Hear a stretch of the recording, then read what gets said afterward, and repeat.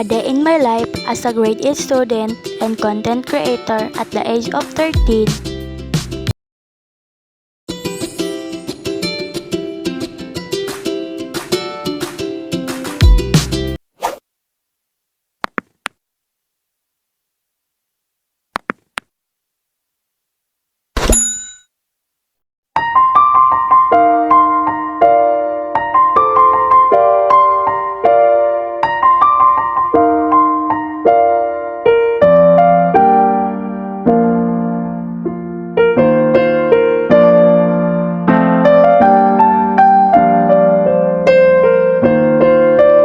A day in my life as a grade 8 student and content creator at the age of 13.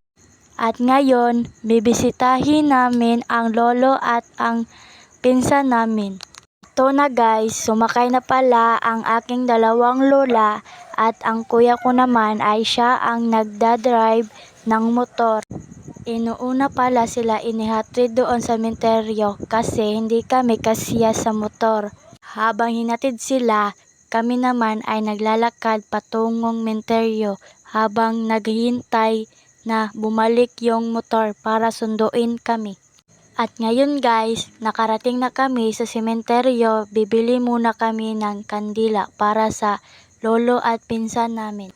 Kaya ngayon, nakarating na kami sa puntod ng aking pinsan at nagmamadali yung aking tita sa puntod ng kanyang anak kasi miss na niya ang kanyang anak.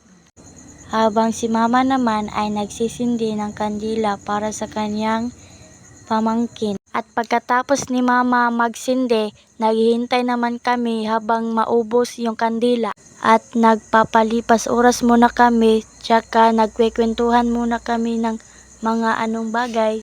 Kaya ngayon guys, naubos na yung kandila, pumunta naman din kami sa aming lolo. At dito na nagtatapos tong video guys. Thank you for watching.